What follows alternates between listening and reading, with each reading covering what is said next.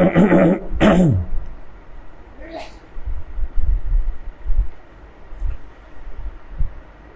الحمد لله نحمده ونصلي على رسوله الكريم اما بعد اعوذ بالله السميع العليم من الشيطان الرجيم بسم الله الرحمن الرحيم وما كان لنبي ان يغل ومن يغل يأت بما غل يوم القيامة ثم توفى كل نفس ما كسبت وهم لا يظلمون أفمن اتبع رضوان الله كمن باء بسخط من الله ومأواه جهنم وبئس المصير هم درجات عند الله واللہ بصیر بما یعملون۔ حضرات محترم، یہ انسانی زندگی کے لیے بہت اہم بات ہے، خصوصاً ایک مسلمان کے لیے تو یہ فرض کی طرح ہے۔ جس طرح کوئی بھی انسان سانس لیے بغیر زندہ نہیں رہ سکتا، اسی طرح اس آیت کے اندر جو حکم ہے اس کے بغیر کسی مسلمان کی زندگی کا کوئی فائدہ، کوئی معاملہ نہیں ہے۔ اللہ رب العزت نے ہمیشہ انبیاء اور رسل کو اپنی قوموں کے لیے اسوہ حسنہ بنایا۔ حالانکہ انبیاء کی زندگی سب سے زیادہ کٹن، سب سے زیادہ مشکلات سے گھری ہوتی ہے،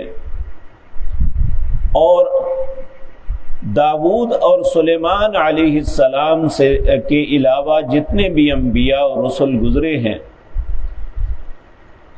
ایک طالب علم کی حیثیت سے میری معلومات یہی ہیں کہ سب نے فقر کی زندگی بسر کی،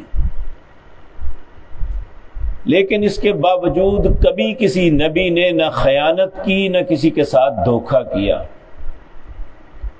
اپنے کردار کے ساتھ بھی وہ پاک باز، امانت دار تھے، اور اپنی زبان کے اعتبار سے بھی انہوں نے کبھی غلط بیانی نہیں کی۔ آپ دیکھیں نبی کریم صلی اللہ علیہ وسلم نے 40 سال گزارے، اس کے بعد آپ کو نبوت عطا ہوئی ہے۔ آپ نے جب لوگوں کے سامنے اپنی نبوت کا معاملہ پیش کرنا تھا، اس سے پہلے آپ نے اپنی ذات کے متعلق تصدیق کی کہ میں نے 40 سال تمہارے اندر گزارے ہیں، میرے متعلق بتاؤ کہ تمہارا کیا خیال ہے۔ سب نے بیک زبان کہا، ہم نے ہمیشہ آپ کو زبان کا سچا اور کردار کا امانت دار پایا۔ یہ دو صفات ایسی ہیں جو کسی انسان کے اندر آ جائیں تو وہ شخص نیکی کی معراج پہ پہنچ جاتا ہے۔ اگر ان میں انسان میں جھول آ جائے تو وہ برباد ہو جاتا ہے، چاہے وہ دنیا کا مال کھربوں بھی حاصل کر لے، دنیا میں کسی بڑے سے بڑے منصب پہ بیٹھ جائے، اللہ کی نظروں میں اس شخص کی کوئی حیثیت نہیں ہے۔ تو اللہ رب العزت فرما رہے ہیں وَمَا كَانَ لِنَبِيٍّ أَن يَغُلَّ، کوئی بھی میرا نبی بددیانت نہیں ہے، خائن نہیں ہے کہ اس نے کسی انسان کے ساتھ یا رب کے ساتھ دھوکہ کیا ہو، مالی اعتبار سے یا معاشرتی اعتبار سے۔ وَمَا كَانَ لِنَبِيٍّ أَن يَغُلَّ، اور پھر فرمایا وَمَن يَغْلُلْ يَأْتِ بِمَا غَلَّ يَوْمَ الْقِيَامَةِ، جو شخص جو بھی بددیانتی کرے گا قیامت کے دن اسے لے کے آئے گا۔ نبی کریم صلی اللہ علیہ وسلم نے فرمایا میدان محشر کے اندر جب ساری مخلوق ہوگی، ہر انسان کے آباء و اجداد بھی ہوں گے، ان کی اولادیں بھی ہوں گی، ان کے رشتہ دار بھی ہوں گے، واقف کار بھی ہوں گے۔ آپ نے فرمایا جس نے جو بھی زندگی میں مال چرایا یا کسی کی خیانت کی ہوگی یا کسی کا حق دبایا ہوگا، وہ اس کو اپنے سر پہ لاد کے لائے گا، اور اللہ اس چیز کو زبان دے گا جو بول بول کے لوگوں میں اعلان کرے گی کہ یہ چور ہے، یہ بددیانت ہے، یہ خائن ہے، اور جس کو اٹھایا ہوا ہے اس نے اس چیز کی خیانت کی تھی۔ نبی کریم صلی اللہ علیہ وسلم اپنی زندگی کے آخری ایام میں اپنے خاندان کے جتنے لوگ تھے ان کے پاس آئے۔ حضرت عباس آپ کے چچا تھے، اور اسی طرح ابو طالب کی اولاد آپ کے رشتہ دار تھے۔ سب کو آواز دے کے کہا یا بنی فلان، یا بنی فلان، یا بنی فلان، اگر کسی نے کسی کا حق مارا ہے، کسی کا حق رکھا ہے، یا کسی کے ساتھ خیانت کی ہے، تو ابھی سے اس کے ساتھ اپنا معاملہ طے کر لو، قیامت کے دن اس معاملے میں تمہارے کسی کام نہیں آؤں۔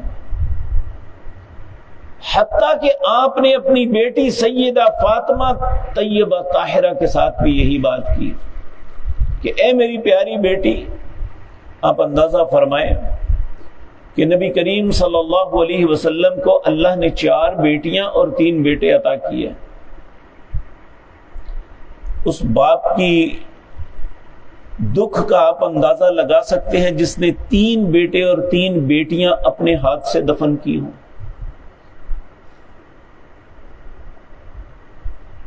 کسی کی ایک اولاد کا چلے جانا جو ہے نا ساری زندگی کرب میں مبتلا کر دیتا ہے۔ تو جب ایسا ہو تو پھر جو بچا ہوا ہو اولاد میں سے اس کے ساتھ انسان ٹوٹ کے پیار کرتا ہے، جب تو میرا یہی ہے۔ اسی لیے سیدہ فاطمہ الزہرا رضی اللہ تعالی عنہا کے ساتھ نبی صلی اللہ علیہ وسلم بہت ٹوٹ کے پیار کرتے۔ تو آپ نے انہیں بھی کہا ہے میری پیاری بیٹی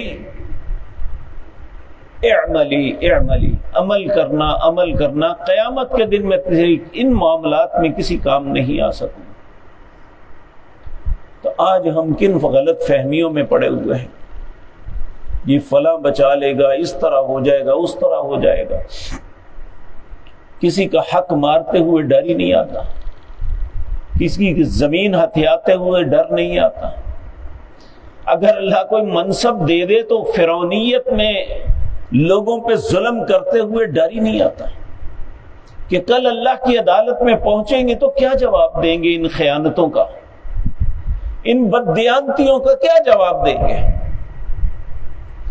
نبی کریم صلی اللہ علیہ وسلم نے فرمایا، ایک حدیث میں آتا ہے کہ آپ نے فرمایا جو بھی انسان نے اپنی زندگی میں خیانت کی ہے، اگر وہ اس کا مداوع نہیں کر کے گیا، اللہ سے توبہ نہیں کی، تو وہ خیانت ایک گیند کی صورت میں بنائی جائے گی، اسے جہنم میں پھینک دیا جائے گا، اسے کہا جائے گا اسے پکڑ کے لا، 70 سال اس کے پیچھے بھاگتا رہے گا جہنم، جب اسے لے کے واپس آئے گا تو 140 سال گزر چکے ہوں گے، اور جب کنارے پہ آئے گا تو دوبارہ پھینک دی جائے گی۔ ہم نے تماشا سمجھا ہوا ہے جس کا مرضی حق دبا لے، لیکن جب اسے بھگتنا پڑے گا پھر انسان کو احساس ہوگا کہ میں نے کیا کیا تھا، حق تو تھوڑا سا دبایا تھا لیکن اس کا وبال کتنا عظیم ہے۔ العیاذ باللہ، اللہ ہم سب کو اپنی پناہ میں رکھے۔ تو اللہ رب العزت فرماتے ہیں وَمَن يَغْلُلْ يَأْتِ بِمَا غَلَّ يَوْمَ الْقِيَامَةِ، جو بھی بددیانتی کرے گا قیامت کے دن اسے لے کے آئے گا۔ اس طرح زبانی بددیانتی بھی ہوتی ہے جو خصوصاً علماء کرتے ہیں کہ قرآن کریم سامنے رکھ کے اس کی غلط تعبیر کرنا، رسول اللہ پہ جھوٹے بہتان لگا کے اپنے مقاصد کو حاصل کرنا یہ بھی ایک خیانت اور بددیانتی ہے۔ اللہ نے یہ علم بددیانتی کے لیے نہیں دیا تھا کہ تم اپنے فرقے پالو یا اپنے پیٹ کے جہنم کو بھرو اس کے ساتھ، اس لیے نہیں علم دیا تھا۔ اس لیے دیا تھا کہ اللہ نے جو خالص علم دیا ہے خالص طریقے سے اسے پہنچاؤ۔ آپ دیکھیں کہ آپ دودھ ہر گھر کی ضرورت ہے، اگر خالص نہ ملے تو کیا اسے کہتے ہیں کہ یار بڑا بددیانت آدمی ہے، کبھی اس نے خالص دودھ نہیں دیا۔ تو وہ مولوی بھی بددیانت ہے جس نے خالص قرآن کی دعوت اسی طرح پیش نہیں کی جس طرح اللہ نے یا اس کے رسول نے ہمیں بتائی۔ وہ مولوی بددیانت اور خائن ہے جس کے پاس رسول اللہ کی بات آئی، اس نے اسے چھپایا یا اپنی مرضی کی بات بنا کے رسول اللہ کی پیش کر کے لوگوں کو کہا کہ رسول اللہ نے یہ فرمایا صلی اللہ علیہ وسلم۔ اللہ رب العزت فرماتے ہیں ثم توفی کل نفس، پھر پورا دیا جائے گا ہر نفس کو ما کسبت، جو بھی اس نے کمایا، وَهُمْ لَا يُظْلَمُونَ، اس پہ کچھ بھی ظلم نہیں کیا جائے گا۔ پھر اللہ فرماتے ہیں أَفَمَنِ اتَّبَعَ رِضْوَانَ اللَّهِ، ایک وہ شخص جو ہمیشہ اللہ کی رضامندی کے لیے اللہ کی فرما برداری کرتا رہا کہ میرا رب مجھ پہ راضی ہو جائے، کَمَنْ بَاءَ بِسَخَطٍ مِّنَ اللَّهِ، کیا اس شخص کی طرح ہو سکتا ہے کہ جس نے ساری عمر غلط کام ہی کیے وہ اللہ کے غضب کے ساتھ لوٹا؟ پھر اللہ فرماتے ہیں یہ دونوں برابر نہیں، جو اللہ کے غضب کے ساتھ لوٹا، جس نے بددیانتی خیانت کی، اپنے منصب کا ناجائز فائدہ اٹھایا، لوگوں پہ ظلم و ستم کیا، لوگوں کا حق مارا، فرمایا وَمَأْوَاهُمْ جَهَنَّمُ، اس کا ٹھکانہ جہنم ہے، وَبِئْسَ الْمَصِيرُ، بہت ہی برا ٹھکانہ ہے۔ ہم درجات عند اللہ، یہ اللہ کے ہاں ہر انسان مختلف درجات پہ ہوگا، نیک لوگ بھی مختلف درجات پہ ہوں گے، برے لوگ جہنم میں بھی برے درجات پہ ہوں گے۔ جو انسان جتنی اللہ کی رضامندی اس نے اپنی زندگی میں حاصل کی ہوگی اتنی ہی بلند درجات پہ اللہ اسے عطا کریں گے۔ جس طرح دنیا میں دیکھتے ہیں ہم، ایک شخص 2 مرلے کے گھر میں رہتا ہے، ایک شخص ایک کنال میں رہتا ہے، ایک شخص نے ایکڑوں میں گھر بنایا ہوا ہے۔ تو جس طرح دنیا میں مالی اعتبار سے درجات ہیں، اسی طرح قیامت کے دن عمل کے اعتبار سے اللہ مختلف درجات میں اللہ، اور اسی طرح جتنا برا انسان ہے وہ اتنی بڑی مصیبت میں مبتلا ہے۔ اللہ ہم سب کو اپنی پناہ میں رکھے۔ اللہ فرماتے ہیں ہم درجات عند اللہ، اللہ کے ہاں وہ مختلف درجات میں ہوں گے۔ واللہ بصیر بما یعملون، جو بھی تم عمل کرتے ہو اللہ اسے دیکھ رہا ہے۔ اب دیکھیں خدا نخواستہ کسی وقت انسان کوئی برا کام یا بری بات کرنے لگے نا، چاروں طرف دیکھتا ہے مجھے دیکھ تو نہیں کوئی رہا، جب دیکھتا ہے کوئی نہیں دیکھ رہا تو بے دھڑک غلط کام کر لیتا ہے۔ لیکن یاد رکھیں ہم لوگوں کی نظروں سے تو چھپ سکتے ہیں لیکن اللہ کی نظروں میں کبھی نہیں چھپ سکتے۔ واللہ بصیر بما یعملون، اللہ دیکھ رہا ہے جو بھی تم عمل کرتے ہو۔ اے اللہ ہم التجا کرتے ہیں کہ ہم شیطان کے بہکاوے میں آ کے غلط کام کر بیٹھتے ہیں، ہمیں معاف فرما دینا۔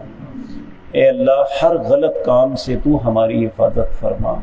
اے اللہ ہم سب کو نیکی کی توفیق دے اور نیکی کے اوپر قائم رکھنا، اسی پہ زندہ رکھنا، اسی پہ موت نصیب فرمانا۔ اقول قولی ھذا واستغفر اللہ۔